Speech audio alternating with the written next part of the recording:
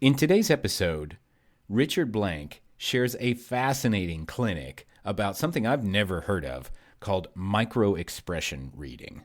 Imagine every single sales conversation that you've ever had is actually broken into 30-second to 2-minute increments that each have an intro, body, and conclusion. You are not going to want to miss this. Are you hitting a wall in your business because you feel like you're too busy? Do you ever wish there were more hours in a day? This podcast is for hyper-focused entrepreneurs who want to learn the secrets of superhuman productivity. Together, we're going to kick procrastination in the teeth. We're going to slice through BS excuses like a katana blade. We don't ever wonder what happened because we're the ones that made it happen. My name is Josh Thomas. You've now entered the Do Zone. Welcome to the DZ Tribe. The 3 best investments you can ever make are in yourself, in your network, and in your community. Anthony Vicino. DZ Tribe, Josh Thomas. If you haven't already, check out thedozone.com for productivity tips, accountability, just a really great bunch of human beings looking to get more stuff done. Once again, that's thedozone.com. Today's guest is really special because it's actually a gentleman that has been following this podcast for a while. A lot of my guests have had previous relationships with me. We're in masterminds or something like that. And Richard and I just met. He said, you know what? You're a cool guy. I want to come on your podcast and talk about how we get stuff done. And I'm like, yeah, you know what? That's pretty awesome. So Richard's journey in the call center space is filled with a bunch of twists and turns, and I can't wait to get into this.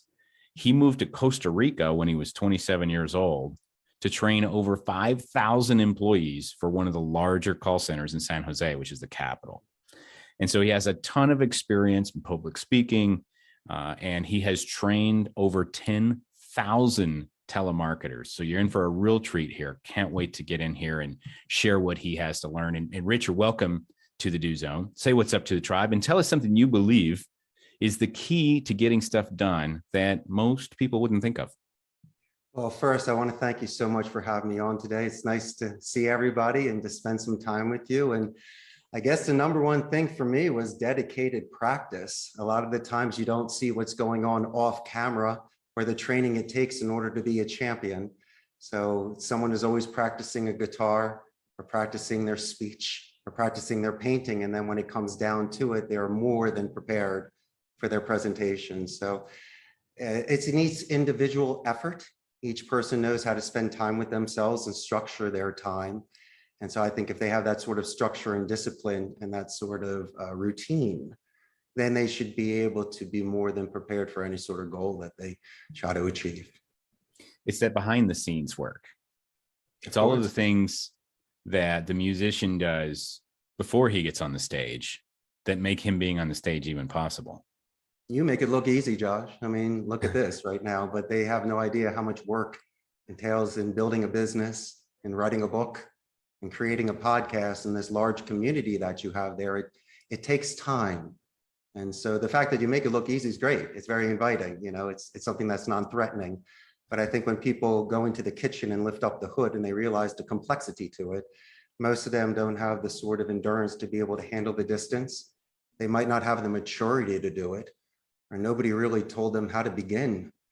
And so a lot of the times you have to start on your own, or you have to be humble enough to ask people questions on how to begin or the certain steps that you need in order to accomplish your goals. It reminds me of there's a gentleman named Mike Claudio, who's a very well-known coach kind of in the circles that I run in. And he was giving me a piece of advice one time. I had launched a beta program for something. And he has a charity called A Champion's Shoes. And I actually donated all of the proceeds of this launch to his charity. And he was like, yeah, that's cool, man. And I said, well, look, just get in there, give me some feedback. I'm just trying to create some exposure for this thing that I'm doing. And about halfway through, I bumped into him at lunch and he says, look, man, it's going great. You know, make this change, make that change, but it doesn't really matter. The only thing that matters is that you don't quit. Whatever you do, just don't quit, because all of the people out there that have failed of something, it's because they've quit. If you just keep going, it'll work out fine. And speaking of, you mentioned the podcasting. We're somewhere very close. This episode is going to come out somewhere close to about the 50 mark. So we launched in February of 2022. We're somewhere around 50 episodes at this point. But I actually did a podcast before for 4 years called How to Lose Money with Paul Moore. We did 238 episodes. All right. And my very first one was horrible. And my second one, horrific. My 10th one, not very good, and the thing that got me good at that was I didn't quit. The thing that got me good at interviewing people was more interviews with people, that practice off the stage. That's really what it is. I'm not skilled or talented. I'm just battle tested. I believe that your first couple podcasts, you were exceptionally raw. And I'd love to hear certain areas where you could see yourself shine. Look at some of the actors before they became super famous, like John Travolta in Welcome Back, Kotter. You could tell he was a star. Or your favorite band when you saw them play before they played Wembley Stadium. You could tell they had talent. So anytime you see someone's debut album or their first podcast, to me, that's gold. A, you showed enough guts to go for it. B, you believe in yourself to share it with the world. And C, you say it was terrible. I bet you it was probably one of the best performances that you have ever done because you weren't commercialized, you weren't polished, you didn't have 200 under your belt. It was just somebody that was just going for it, like a college player before they go pro. So for me, if I were going to analyze anything, Josh, I would love to see the first half a dozen podcasts you did, just to A, see the difference, but then to see, my friend, the genesis of where you began. It's going to be very interesting to see how far you've come. And just to kind of close out this particular topic, it's fascinating. I love that you brought this up, and it's near and dear to my heart because it really speaks to the number one reason why people struggle is because they think, well, maybe I'm not good enough. Those guys have got it figured out and all that stuff. And really, you nailed it by talking about it's what the musician does when he's not on the stage. And what about your family and friends though, Josh? These are the ones that love you the most, and they could be your biggest naysayers and great believers. They love you. They're protecting you. They don't want you hurt. But then again, if they tell you never to go on a roller coaster, you never know what it's like. Right. And yeah. They got to push you. Fun. You should say, go, go, go, because in this world, it's very competitive. Yep. And yeah, it's difficult to write a book and do what you do, but you did it. But it all has to do with showing up. And I'll give you 2 examples from 2 really successful guys that I look up to. One of them is John Lee Dumas, who has, I don't know if it still is, but at one point had the #1 podcast in the world, at least for business, called Entrepreneurs on Fire. And in one particular episode, he asked the question, which actually was the inspiration for the question I asked, is tell me something you believe is the key to success that most people don't think of. And so I just modified it for my own kind of use, right? But one to guess, and I cannot remember his name, but he said, quantity is better than quality. And I sat on that. I'm like, what's he going to say about this? And he said, sometimes the fact that you just show up and do the work is better than doing good work, because the amount of work you do eventually will overcome somebody that's not doing much work, but it's really good.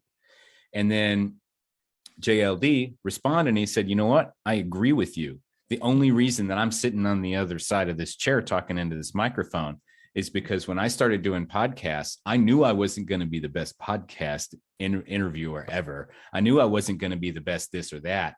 But what I did know I had control of is I could show up every single day, and I'm going to release a podcast every single day, and I'm always going to be there. And that consistency is what ultimately started paying off for him. And I'll give you one more. Please. I'll give you one more. So I was in a mastermind group called the 8-Figure Boardroom that's run by Cole Gordon. And recently, one of his guest speakers was Todd Herman, who is the author of a book called The Alter Ego Effect. Which is a fantastic book. By the way, Todd, if you are listening, I'd love to have you on the podcast. But one of the things that he shared in this kind of offshoot session, there were like 6 people standing around him just because he's a giver. He gives and he gives and he gives. And he built his name as a kind of a mindset coach for athletes. student athletes, like high level elite athletes. And they did all of these surveys, and they would ask all of these questions so that they could understand their audience better. And one of the questions that they asked was, why did you keep playing this sport for so long? We're talking about like kids between 8 and 18 years old that are playing whatever sport at the highest possible level. Mm-hmm. And they were asking these questions. Why did you play the sport this long? And they were overwhelmed with the response that they got. And the response that they got, almost like, I don't know, it was some ridiculous 80 to 90% of them kept playing the sport long past the fact that they were not interested. They didn't want to do it anymore. They were bored. They hated it, but they kept going because they wanted that windshield time with mom or dad and whoever was taking them to practice. They wanted that consistent, I need that bonding time, and I need that quantity of bonding time with my parental figure while we're going to practice and coming from practice. And that was the number one reason by a shitload, Richard, why they kept playing the sport. Because as a parent, that parent was putting in the quantity. Didn't matter if they were mad or like they had a bad day at work. What mattered was that they were there a lot. Definitely. All the time. And I respect that big time. That's excellent parenting. In fact, these young men and women that get to that level, it bears the mark on excellent parenting and guidance and how they raise them. So I couldn't agree with you more. That's wonderful. Those are 3 excellent examples. That's right. And so Richard, back to, I love that you opened up with that, man. We could talk for, if this was a 6-hour podcast, maybe we'd keep going, Take your time, Josh. I got nowhere to go. I'm on Costa Rica time right now. Yeah, Tico time. That's right. So I spent about a week in Costa Rica, and I'm happy to tell that story a little bit. But how did you end up there, and how do you get to Costa Rica and train 10,000 telemarketers? I want to know about that. Well, the first thing is, if you can get past your parents' guilt, you could live anywhere in the world. So that's number one. Number two, when I was in high school, everyone that I knew was going to Ivy League and they were going to study medicine, law, architecture, or engineering. I had no idea what I wanted to do, but I knew that Spanish was one of my favorite classes, and I was encouraged to take that as a second language in college. So I went to the University of Arizona, and that was one of the best times of my entire life. And I majored in Spanish and communication, so at least I could get a job if I graduated. Little did I know that I had the certain skills that gave me unlimited earnings potential, gave me an internship with Telemundo. I got to work with Corona beer prior to Costa Rica. And then at 27, a good friend of mine from college had a call center here, and he said, Richie, you want to come down and teach for a couple months and just have some fun? Well, 2 months turned into 4 years of working at that center. And what I saw was the highs and lows of a call center. This is before predictive dialing and the Plantronic headsets. People were working off of Cisco phones and Excel sheets, but there was a certain magic to it. People weren't texting as much, and Twitter wasn't around. This is in 2000.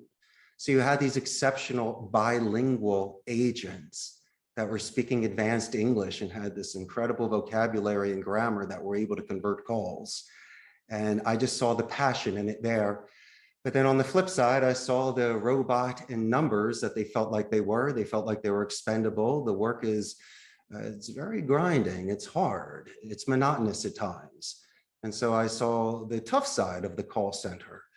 And when I realized after so many years that it could be done differently, like a sports coach or a teacher, or just a loving environment, more nurture instead of nature, that I threw my hat in the ring. And in 2008, I started my own center, 1 seat, 50 hours. And here we are today, 14 years later, with 150 seats. So when I got here, I knew my opportunity. That barn door was very open and the horse was not coming back. I prepared for this my whole life. And there was nobody that could give me advice on this, because none of my friends were expatriates, except those that were in the military, in the Navy, and the Marines. But to start a call center, you don't tell your mom you want to do that when you're 10.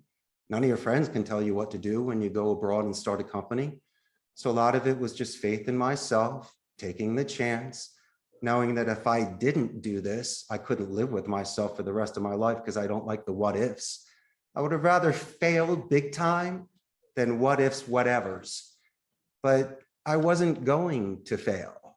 When you're given a 1 in a million opportunity, you know as well as I do, my good friend, you will do whatever it takes in order to do this.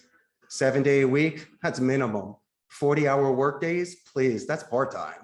You work 80 hours so you don't have to work 40 hours in the future. And all the people that say no means they don't KNOW enough about what I'm doing. So unless you run a call center, unless you're bilingual, unless you've done a payroll for these kind of people, I'll take your advice and thank you and I love you, but relax. I think I know what I'm doing after all of this time. So Josh, a lot of it is just being true to yourself and staying on that course. And knowing that when you're a young man or a young woman and you set yourself to do something in your life, you will continue to do it.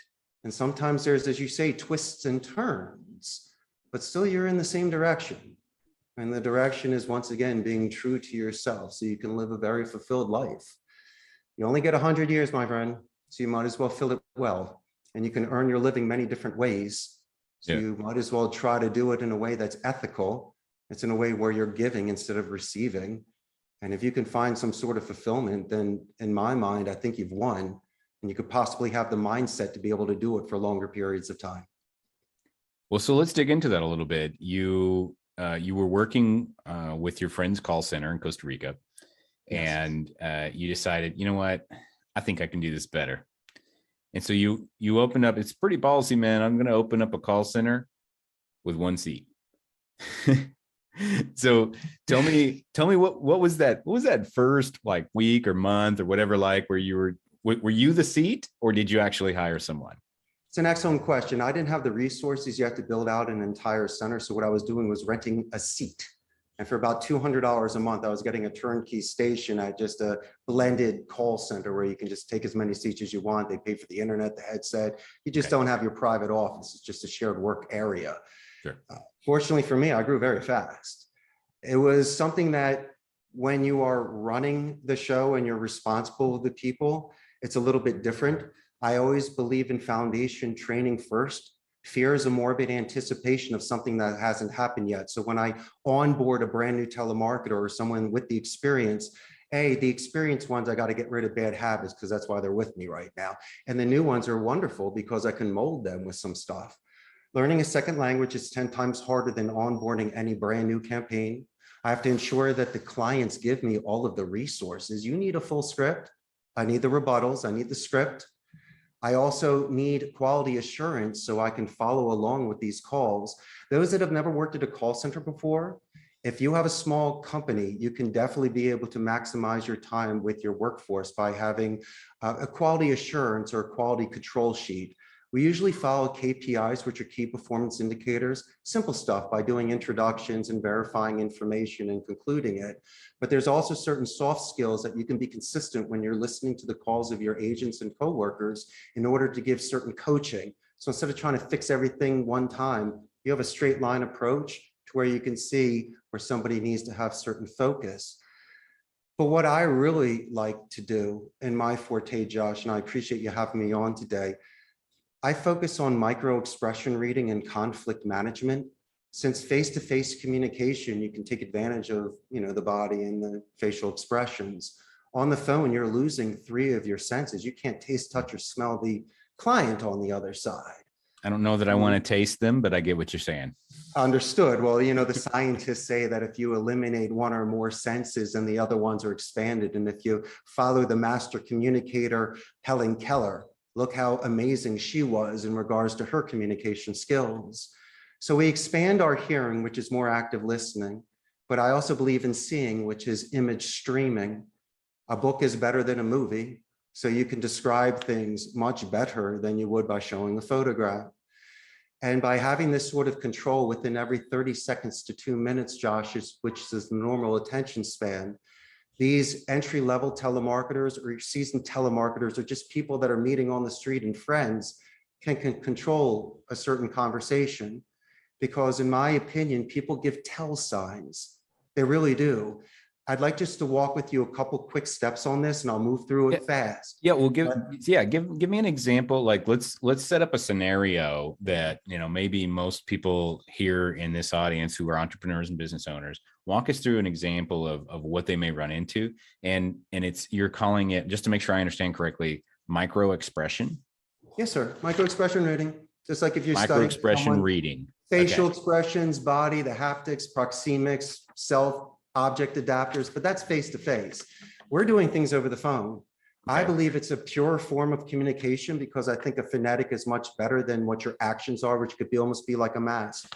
I can give you a simple scenario and throw everything in together. Yeah. I believe that a simple conversation happens with an introduction, a body, and a conclusion.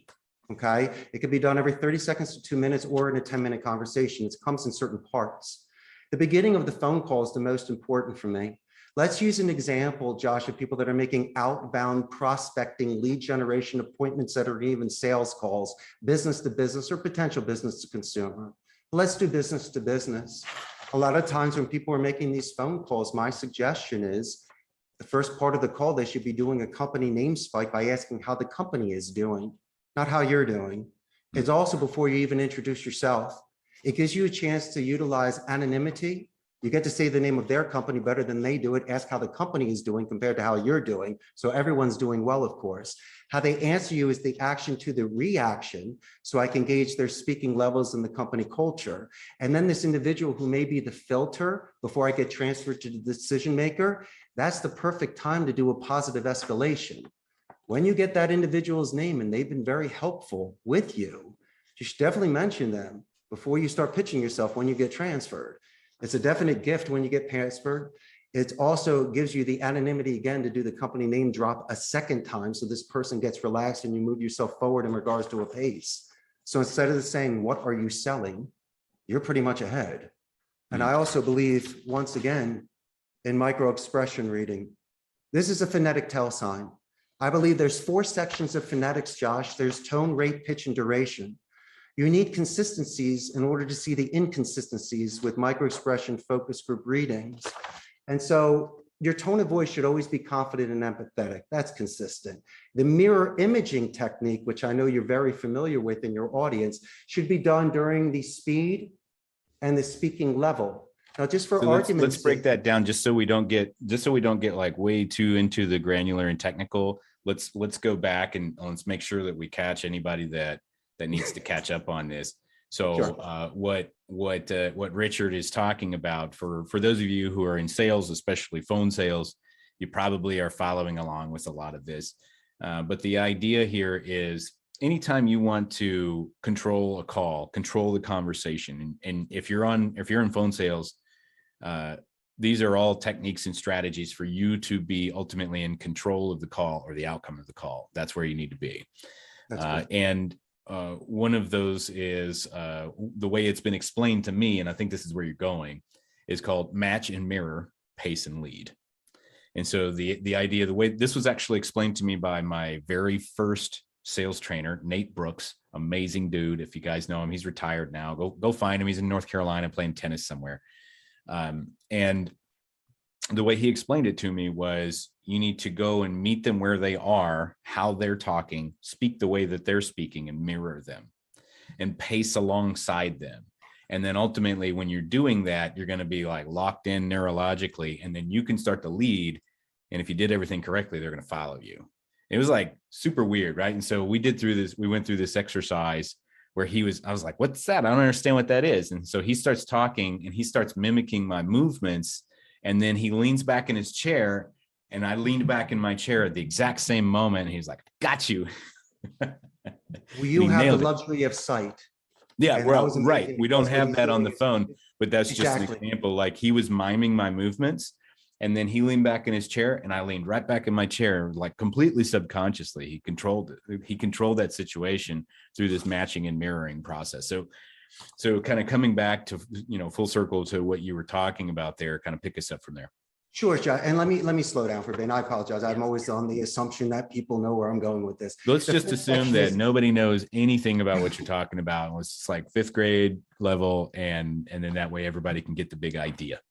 When you first meet somebody, you should be courteous. You're calling into their environment. And so instead of, I always believe that just by saying their name or the name of the company, it gives you a chance just by showing familiarity to where you're calling, and it's a certain way to start.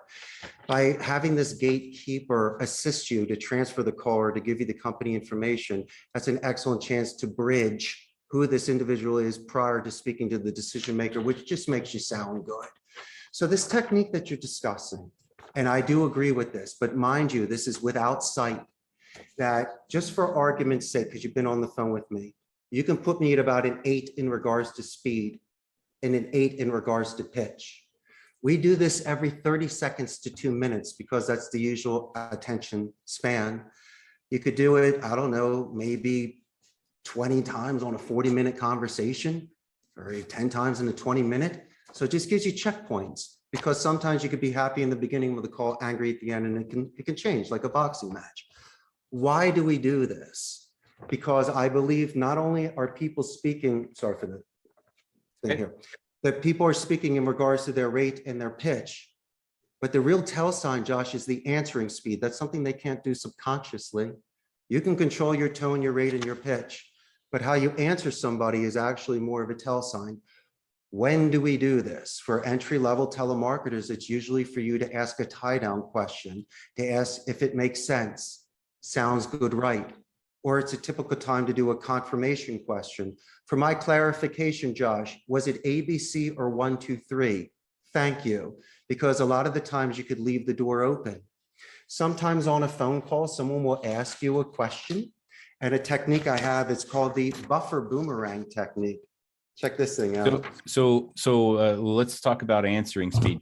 What does that mean though? When you say answering speed, how quickly they respond to you, and then you're able to gauge that? There's 4 ways to gauge it. It's tone, rate, pitch, and duration. Your tone is your confidence and empathy on my end. Your mirror imaging is to match their rate and their pitch, because if they deviate from that, that shows that they're not speaking consistently. And that can be done in any language, and that could be done subconsciously. You're just listening to them. But still, the insurance on that to ensure that they are consistent is their answering speed, how long it takes them to respond to you. And a lot of the times people will go on runs and they'll overtalk, they'll crosstalk, they'll interrupt. That's my fault because of the timing. And a lot of times, does that point to us something that you should be aware of? Like if somebody starts talking too much, I'll give you an example. So I run into situations sometimes where I get on a call. We know that this is a call about potentially doing business together. And one of the first questions that I'm asking are, what are some of the challenges that you're facing right now with XYZ business? And then they go back and they're like, well, when I was 6 years old and, my mom and like, they're just telling their whole life story. And I'm like, dude, I didn't ask you about that. I asked you, what are your challenges with your business? But they go way back and all the way around it, and they never actually answer the question. Is that rabbit hole? That's what happened. That's right. And a lot of the times what you need to do sometimes is to find the Me Too technique, which I know you're familiar with. So he's talking about certain things. You listen to up to maybe 30 seconds because you don't want to be aggressive. You don't want to be passive. You want to be assertive. And the moment that they give you a certain trigger word where you can get yourself in by repeating what they said, oh, yes, I love dogs too. And so by the way, or there might be a chance where you could limit them on what they're saying, where you repeat, oh, so you said 5 years ago, oh, 1, 2, 3, the color blue, which puts it to bed, but you can still put these things that could potentially be used later. It's a straight line theory. It allows you to use a Me Too technique to bring them back again, to confirm it and to move forward. It can be done multiple times. Once again, you're looking at the boundaries of the call. This is a first time phone call, Josh, and you're meeting this individual. The fact that they're not hanging up on you, they're disclosing things with you. I think that's wonderful, but you also need to woo way. You can't have some serious resistance. You need to actually guide this call. So there is, when I say the forms of manipulation, as I say, there's certain ways that you can interject. There's certain ways to tie down a question or to mention that we would be discussing this later and letting you know you're excited about this. There's certain times you could almost go forward and rake what you did. So you're double checking as you go along. It depends on how this guy wants to make his call. He might want to be reassured, or someone might want to assume that you know exactly what you're talking about. So I believe active listening with confirmations are great. Check this out. What happens when there is a dog barking in the background or noise in the background? I always believe that inadvertently and passive aggressively, I can tell them how much I love dogs, but the salesmen and saleswomen never ask the follow-up question. What's the dog's name? They always just move on to the next question. That's a really important, subtle, like that's like a second layer kind of point. Gosh, people are prints. They're not paintings. They become too commercialized. They're too well rehearsed. They know their rebuttals. They're artists. They're phenomenal, but they're not grounded. They're way too high. They're way too good. It's one of those things where sometimes if you are an empathetic person and you keep yourself in check and remember that everybody you're talking to is a human being, and business is done between two human beings, not with robots or computers or strategies or the next best gadget or whatever. It's just two human beings, two people talking on the phone usually. And it comes down to, like, I've run into many situations, personal and professional, and this is the best reference that I can give you for what you just brought up. Somebody will tell me, oh, I'm sorry, I can't make it. I met some girl one time. We were going to go on a date, and I can't make it. And I'm sorry, I'm in California. My uncle passed away. Mm-hmm. Man, what do you do? What do you do? Like when that happened, what do you do? Like, it doesn't affect me, but like, I feel bad for this person. And so I always ask, what was their name? And it's such a simple thing, because you are humanizing this traumatic event. His name was Joe. That's right. I'll keep Joe in my thoughts. If you're a religious person, I'll keep Joe in my thoughts and prayers or whatever. But just that simple act of, I want to understand, this person had an identity. This person meant something to you. What was their name? I want to know what their name was. And in the most polite way, obviously, understanding it's a sensitive situation, but just, that's a human thing. I gain nothing from that professionally or whatever, but I'm letting them know that I see them as a human, and I'm also a human, and I care. Even though I might be only caring for a minute, but at least I'm caring. Just ask the question, take that next level, ask that next deeper thing. Strangers are friends you haven't met yet, Josh. And instead of doing these emails, chats, and template stuff where it's very informal, by being on the phone with somebody, you have a chance to do an upsell, to get a referral, to build that relationship. And say what you want. The best relationships are made when people go through tough times together, even if it's discussing something difficult. And a lot of people would prefer to speak with a complete stranger than speaking with their family or best friend. They can get it out. I usually give the most points on a call, and I think this will make sense to you and your audience. It's not being slick and clever and getting the deal. That's not it. It's if the client says your name in the body of the call, not the introduction or the conclusion. But if you made such a strong impression with somebody, you've anchored it. You're stuck there. You got it good. And when they say your name, you can make that mistake, as you say. You can repeat your information. You can clarify things because you got it. You have that connection.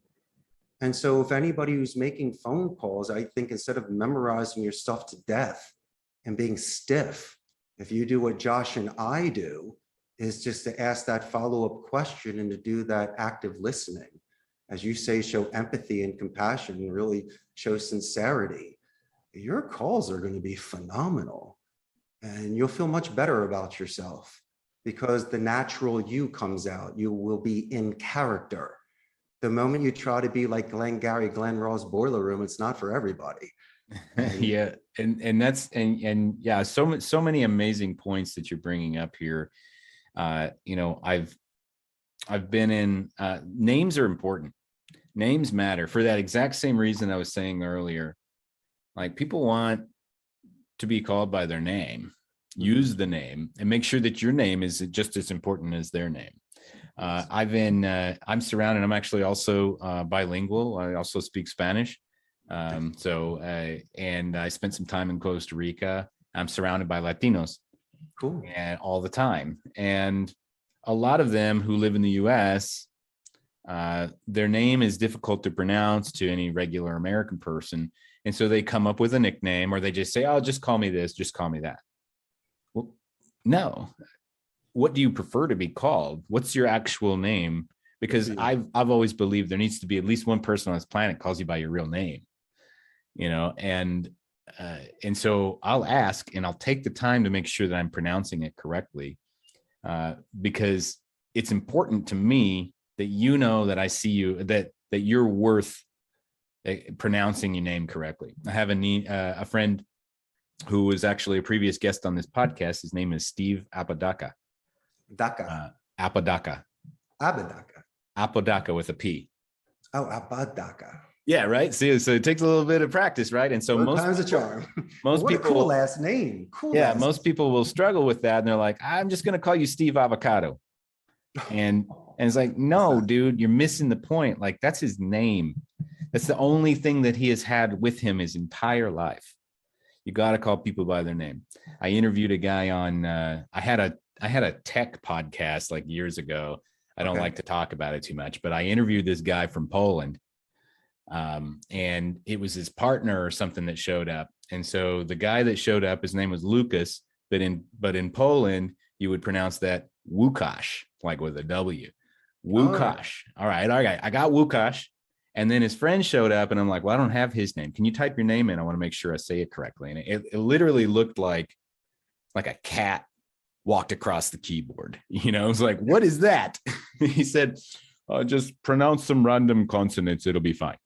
Sure. And I'm like, no, dude, we're going to practice this. And we're going to get it right. And so I got it right. And his name was Przemysław Budaszewski. And then I saw him at a conference. I know you don't even like when you look at it, it's just like P's and Z's, it's like, it doesn't, whatever. And then I saw him a month later at a conference, and I saw his name on the name tag, and I looked at him, I was like, Przemysław. And he was like, what? I was like the only person in the entire conference of 1,500 people that could pronounce his dang name, because I took 5 seconds to try, and it mattered. Cool. It made a difference. Cool. And that's really what you're getting at, is if you can be a human being and see everybody else as human beings, you don't have to be all that good. You just have to be a real person. No, but you will be good. They'll love you to death. Here's the skinny as well. You could overkill the name. I believe in a 5-to-1 pronoun to name drop. Names, I think, are excellent for tie-down questions, transitional sentences, and confirmations. But there is usually a your or an are in one of the sentences, especially the your. I consider that a trigger word. That should be extended by like a 1/4 second slide, just to give it emphasis and rebalance and resetting in the middle of the sentence and conversation. And once again, it brings them back in. So you can bring them left and right in the conversation with the pronouns to still keep it moving forward, because you're going to lose their attention. And so that's why, as you say, the name drop's so important, but you could overkill it. So that's why pronouns are important. Pausing is important to see if they react to something. If their answering speed is off, you clarify it again to ensure you never say, I'm sorry or excuse me. It's for my clarification. You fall on those certain swords. And those are the sort of simple skills that I believe that could give you certain controls to reduce your time. But Richard, it's a 10-minute phone call. Yeah, but it could be a 20-minute if you have to repeat yourself or you have to call them back. I'd rather have insurance policies of tie-down questions and confirmations every now and again, Josh, just to make sure somebody's with me. Mm-hmm. That's right. Well, Richard, first and foremost, this is a fascinating clinic on how to really understand a conversation and how to navigate it. And I got to tell you, you got a good looking noggin there. And so I want to bust it open and get into the do some. Hold on, before you go there, I got to show you one thing. I'm sorry to your audience. I have a technique here called my audience that can't actually see that, so we'll have to describe it. Oh, excuse me. It's an audio podcast. Oh, even wonderful. I have a buffer boomerang technique. It's usually when somebody asks you a question, a lot of the times people will immediately answer, especially if they ask you in like a -2 or a -3 way, like, who are you? What's the name of your company?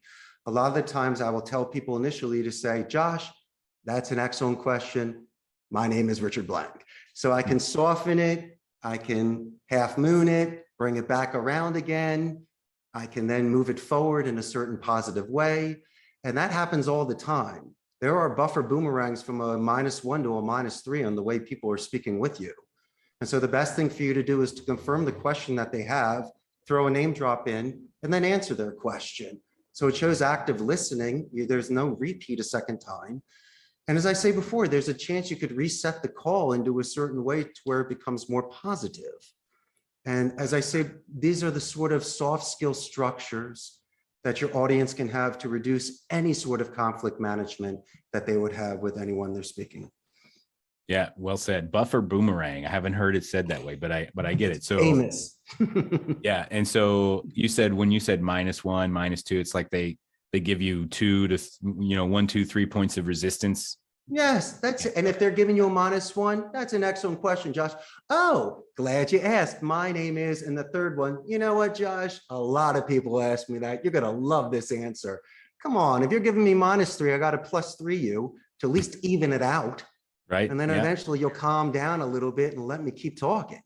And so I think a buffer boomerang is a great way for someone so they don't hedge and say, okay, A lot of the times when they're repeating information back with somebody, I suggest military alphabet, because I should have said P for Papa, because I was thinking it was B for Bravo. So I made that mistake in regards to your friend's last name. And so once again, these are things, my friend, that will give people much more effective communication and conversations. It will reduce their talk time because there's lack of repeating or interruptions. And their conversion ratios are going to be through the roof because, as you say, Josh, the name, the empathy, the relationship building, the last thing you and I are ever going to do is to teach your audience how to lie. We are not going to compromise their ethics, values, or morals. But my goodness, there's no reason why you can't be a little more attentive and you can't be more strategic. I'll give you a final example and then crack my skull. I believe that in the thesaurus, I believe in similes. If you say the word help, you could completely open up a rabbit hole. My suggestion in this specific order would be assist, guide, and then lend a hand. Those are just the 3 simple suggestions in regards to choosing much better and more diplomatic vocabulary so people are less offended and feel much more comfortable with you. Got it. Yeah, makes sense, man. You're like an encyclopedia of knowledge when it comes to this stuff. And you starting from that 1 seat, 50 hours and growing into what you have with your business now. I know that has taken a lot of dedication, and I know that has taken a lot of hard work. You made a bunch of mistakes, but somehow you stayed focused on this. And Richard, tell me, what's one thing that you do that helps keep you focused on those goals?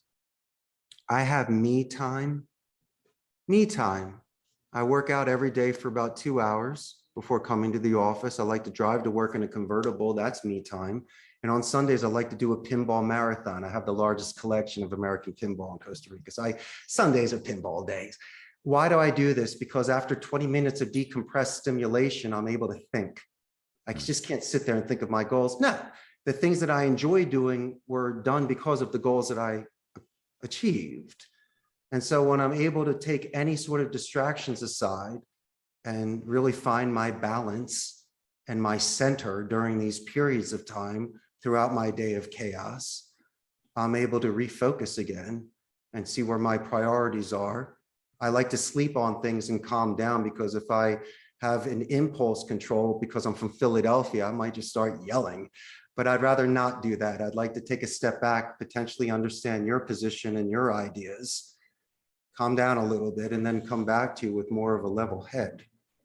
And so those are the things that I've done to at least maintain the sort of relationships that I have and the sort of reputation that I have, because I'm never looking to fire anybody. There's more of a natural attrition than a forced attrition. We invest in these people, but I will always give people 2 or 3 chances to see if they're capable of doing this. And I'm only as good as the people that work here. So if people start leaving and not producing, it affects me.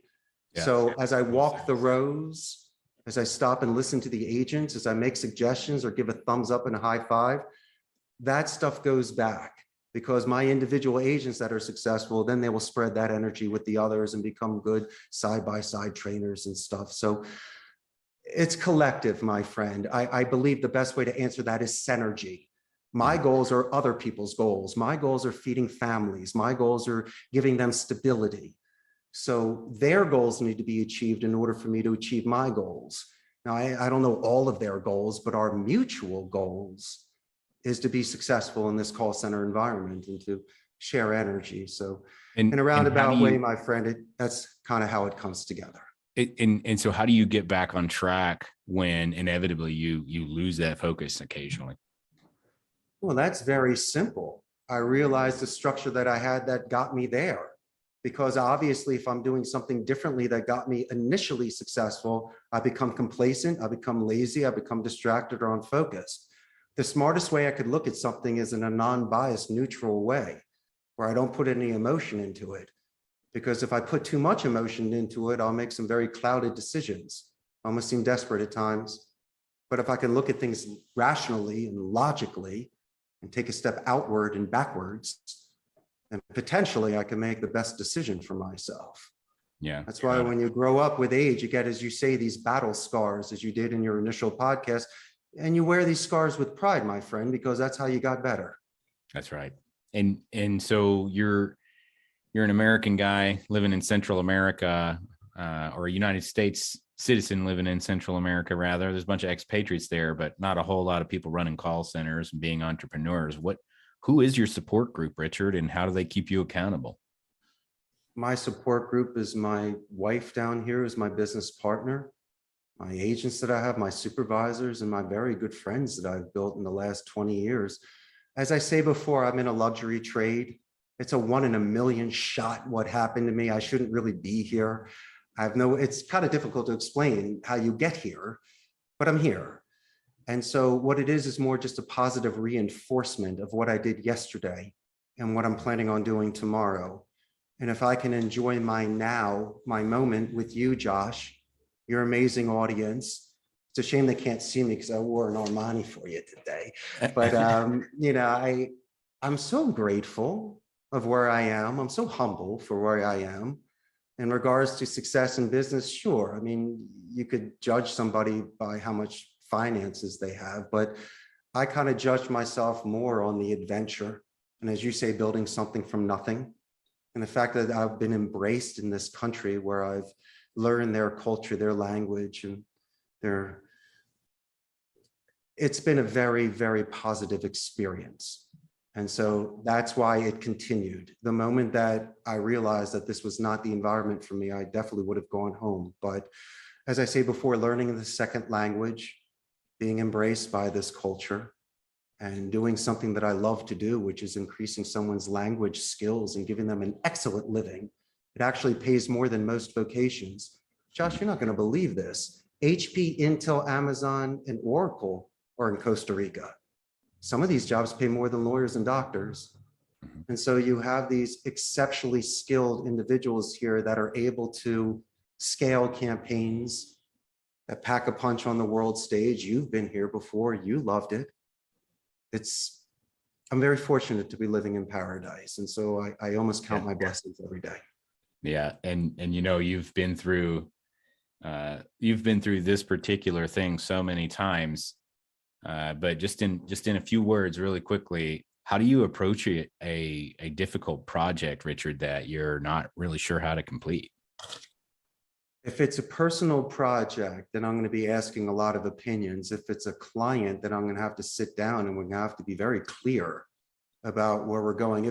If I may, if let's say it's with a client, for an example, and they're asking me unrealistic expectations, I go with the SMART model. Is it specific, measurable, agreed upon, realistic, and time frame oriented? As much as you ask me to do something, I'm an expert in my field. I can't hire 15 people for you from today to tomorrow and put the ads out and interview them and call their references. It just doesn't happen that way. And there's certain metrics that people try to reverse psychology me in to try to get certain amount per hour, but it might not make sense with the talk time, the wrap up time, the CRM, and the sort of contact ratio. So I want you to motivate me, but I need for you to be forthright with me. So at least we can have certain conversations. Difficult projects for me are not difficult. It's just a matter of uncovering areas in which I might need to clarify certain things or let them know the extent of my resources and infrastructure. Got it. And what would you say, Richard, is the number one pro tip that you'd give to somebody looking to get more stuff done in less time? I definitely believe that they need to have some sort of system And I think the best system you could have is old school system. Forget typing something in, grab an old school piece of paper and write it down and keep these things with you. Keep it in your pocket. I know it's common sense and people have said this 1,000 times, but there are certain goals that I have, like this podcast. I reminded myself with a sticky note that I wrote myself. To me, it had a little bit more magic to it, more power to it. I put something to it. I keep looking at it. It's almost like a boxer getting ready for their rounds, you know? And so you can embrace that sort of stuff. I believe in metaphysics. Prove me wrong. Prove me wrong that if you write something down, that if you put it in your pocket, if you touch it, if you look at it and you keep it and you think about it different ways, that it doesn't prepare you more. So unless you can tell me that this sort of metaphysics does not exist, I believe in doing certain sort of spiritual or traditional or some sort of stuff that you could do that could be superstitious to get you in the right mindset. And my thing here was to say everybody's name and to walk my rows and to dress for people every day and to do certain self-respecting things where I treat myself well in regards to my health and my mind. And the fact that you call your family and you tell them how much you love them. You don't forget your friends. And so business is one thing, but if you are not mentally there and at your best game, what sort of business are you doing? You're just going to be a C- player. So it's really a self-preparation prior to be able to give it to other people or to be able to build upon yourself. These are individual forced marches, Josh. And it's very difficult for me to explain what people go through in their own minds. They've grown up differently. But this is what I know on my end. I'm accountable for what I do. And I believe in what I do. And I know that my intentions are honorable. And I know that what I'm doing is something done with good faith. And I also know that what I'm doing for a living, I can tell my great-grandfather what I do and he would have been proud. And so if I can look at myself in the mirror every day and see those eyes and look back at myself and realize that I have not lost any self-respect, that every day I got a little bit better, I'm cool with that. And that's all right. And I can live with that. And I hope that made some sort of sense. Sometimes when you get deep in philosophy, you kind of lose a certain train of thought. But yeah, my good friends out there listening, listen to my passion. Do not give up. You believe in yourself. You do it every day. If it takes working part-time because you have a full-time job, practice it on the side. Is it weekend work? Is it evening work? Do you need a mentor? I mean, these are certain things where if you could sometimes volunteer your time just for the practice of it. And by doing so, as you say, you get better. And so as long as you're proactive, as long as you find things every day that is new where you can build upon, and be prepared to be laughed at, prepared to be joked and criticized and critiqued, and good. How much more do you want to critique me? What else are you going to say? Because it only motivates me that I'm doing the right thing. I'm not robbing banks. I'm just trying to make myself better. And a lot of the times, as I mentioned before, these are individuals that haven't experienced it yet. So maybe it's your position to educate them on it. And then eventually one day you'll be vindicated. They'll come around and tell you that you were right all along. And to a certain extent, that doesn't even really matter whether no, you're not really or not, because you're not doing it for them. You're doing it for you.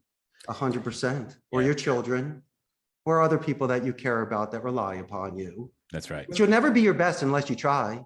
That's right. It's okay to keep an easy life and to keep things that are stable and secure. But risk is done. You ask someone to marry you. You're the happiest person in the world. Look what you've done in your career. And you've heard about my career. And if I never took these long shot risks, I would have never known my potential. And once again, these are things that can change your life. It just takes 1 second, Josh, for your world to change. That's right.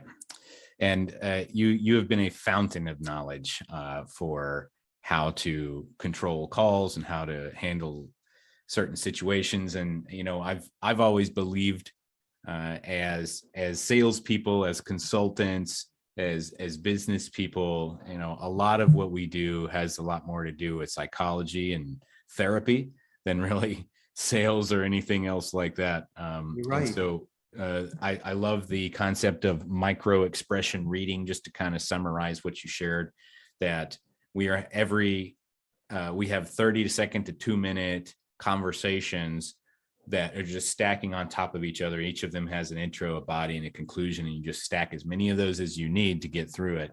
And it's just so many great points of reflection, because you've undoubtedly pushed through hundreds of thousands of hours of conversations through your call center. Now, just as we're wrapping up here, we have a decent audience of business owners and entrepreneurs.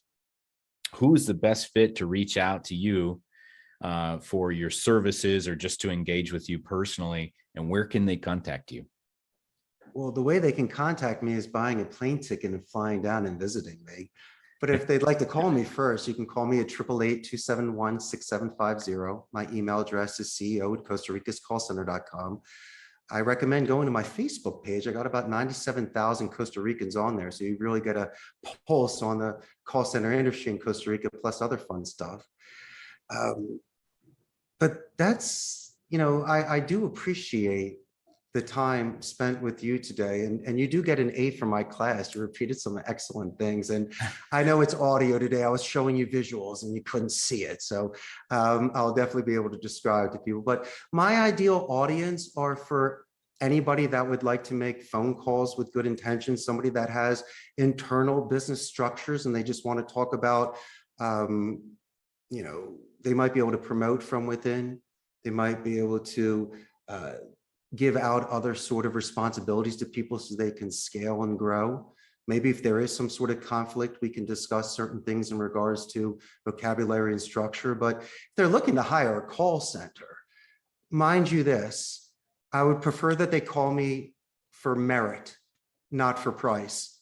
I can recommend 10 call centers that'll do it for half my cost. And if you want to go there, we can have those conversations. But if you're willing to put that aside and ask me pound for pound merit phone calls, or just kick some tires and ask some free consulting advice in regards to your structure, I'll sign an NDA. If you want to send me a script, I'll give you advice on how people are pitching.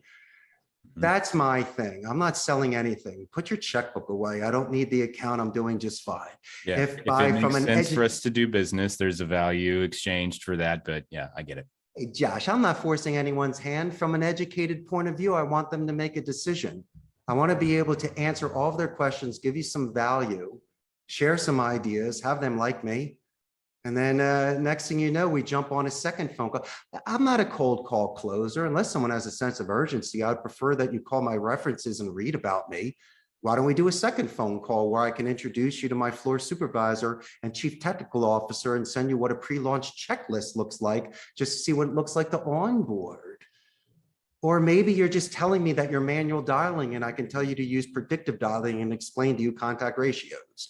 I don't expect any business. I look to earn the business. And as I say before, we're not the most expensive, but I'm not the cheapest. We're in Central America. Costa Rica packs a punch. But if somebody is looking for a partner, or somebody to guide them, or somebody to, at least as you say, work smarter so they have more quality phone calls and larger conversion ratios, you can just call or maybe read some of the articles that we wrote and stuff like that. It's just keep an open mind. It's not like the movies. I mean, some parts are when people are closing deals and high-fiving, but sometimes the call center industry has a bad reputation. Sometimes boiler rooms or telemarketers have bad reputations. Well, just like this sort of skill that we have, it could be used for good, it could be used for evil. And I prefer that these are things where we can guide clients to certain sort of resolutions.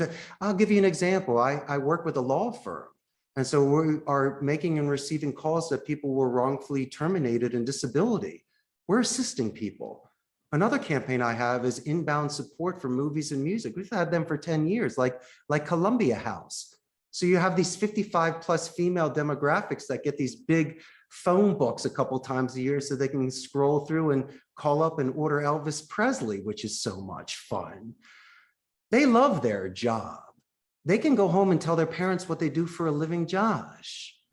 So my attrition is low because the agents here feel fulfilled. And so, as I say, conversations with people come in many shapes and sizes. There's no reason why you and I cannot use this structure of etiquette, of using names and pronouns, of confirmations and tie downs to be successful. Yep. And I think that's pretty much my final thought for your amazing crew today. Excellent. Well, thank you so much for that. We're gonna wrap up. Richard Blank, Costa Rica's callcenter.com to learn more and engage with him. And you can connect with him directly. He gave a phone number here earlier, so you can scroll back and get that, and we'll put it in the show notes if we can get it there, and an email address as well. So if you're a busy entrepreneur looking to get to the next level, head over to thedozone.com for more productivity tips, tools, and strategies. Until next time, remember, we all have the same 24 hours in a day. What are you going to do with yours? I have a job for you. Open up your phone or get out a piece of paper and write down these 3 questions. Number 1, what is one important task I can get completely done today? Number 2, when can I start it? And number 3, what impact will that have on my life? Now answer these questions as best you can every single day this week. Then commit to taking action daily. Now you're in the Do Zone, baby. Let's go. Need some help with accountability? Are you stuck where you're at and not sure how to break through the barrier in front of you? Join the DZ tribe for free by visiting thedozone.com. We're a group of hyperactive entrepreneurs who want to help you get more stuff done. Oh, one more thing. If you know somebody who needs to hear this message, share it with them. Text them, email them, send them a DM on social media, smoke signals, carrier pigeons, whatever. Be sure to tag us at the Do Zone. Also, keep the 5-star written reviews coming over on iTunes. That helps new people find the show, hear it, and get themselves into the Do Zone as well. And always remember, the road to success is paved with imperfect action. So what are you waiting for? Go do something already. See you next time.